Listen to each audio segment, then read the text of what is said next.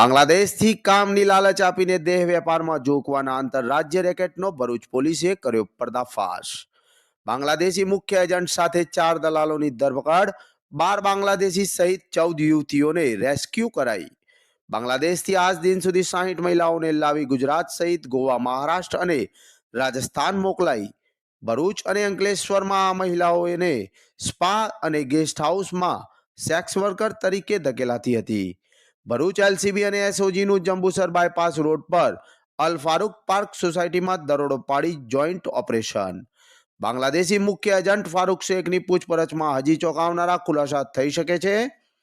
10 વર્ષ પહેલા ફારૂક બાંગ્લાદેશથી ભારત આવી બનાવ્યા હતા ભારતીય ઓળખના દસ્તાવેજો. ઘરકામ, બ્યુટી પાર્લર સહિતના કામની લાલચ આપી લવાયેલી યુવતીઓ મહિલાઓમાં 12 પાસે બાંગ્લાદેશના નેશનલ કાર્ડ, જ્યારે 2 પશ્ચિમ બંગાળની. ભરૂચ પોલીસે immoral traffic prevention act, immigration and ફોરેન્સ act સહિત બીએનએસની કલમો હેઠળ ગુનો દાખલ કર્યો.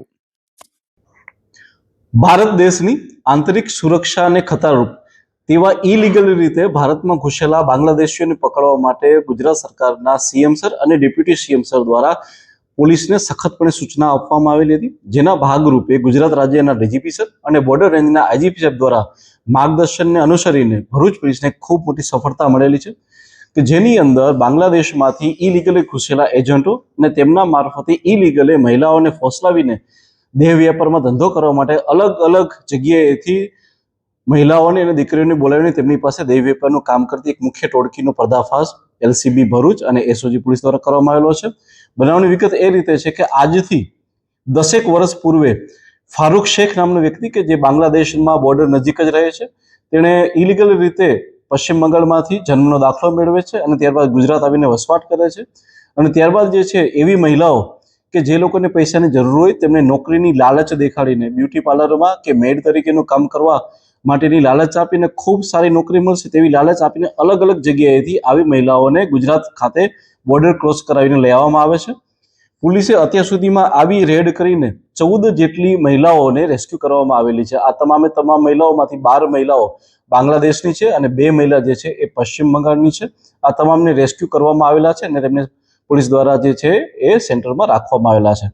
આ સિવાય આ જે ફારૂક શેખ નામનો વ્યક્તિ હતો તે અલ ફારૂક પાર્ક સોસાયટી કે જે ભરૂચ ખાતે આવેલી છે ત્યાં રહેતો હતો અને તેની સાથે તેના શાગરીતો એટલે કે નિઝામ ખાન કે જે મુસ્કાન સ્પાની અંદર તથા રઈસ શેખ કે જે સામાન્ય ગેસ્ટ હાઉસ ખાતે તથા સુજીત કુમાર કે જે અંકલેશ્વર ખાતે ગોલ્ડન સ્પા ચલાવે છે, આ તમામ લોકો ભેગા મળી આ મહિલાઓ કે જે પોલીસે રેસ્ક્યુ કરી છે તે અને એ સિવાયની બીજી કેટલીક મહિલાઓ કે જેને પોલીસ વિશે હાલમાં માહિતી મળી છે તેની સાથે મળી ગોવા, મહારાષ્ટ્ર, રાજસ્થાન તથા મધ્યપ્રદેશ ખાતે આ મહિલાઓને ત્યાં દેહ વેપાર ત્યાં મોકલી આપતો હતો ને આ રીતે તે પોતાનો આખો વ્યવસાય ચલાવતો હતો.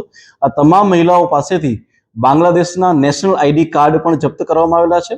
આ સિવાય જે વ્યક્તિ જે મુખ્ય એજન્ટ છે એટલે કે ફારૂક શેખ તે બાંગ્લાદેશમાં કઈ જગ્યાએ રહેતો હતો તેની પણ પોલીસ દ્વારા શોધખોળ ચાલુ છે અને એના માટેના પુખ્ત સબૂતો પણ પોલીસને મળેલા છે.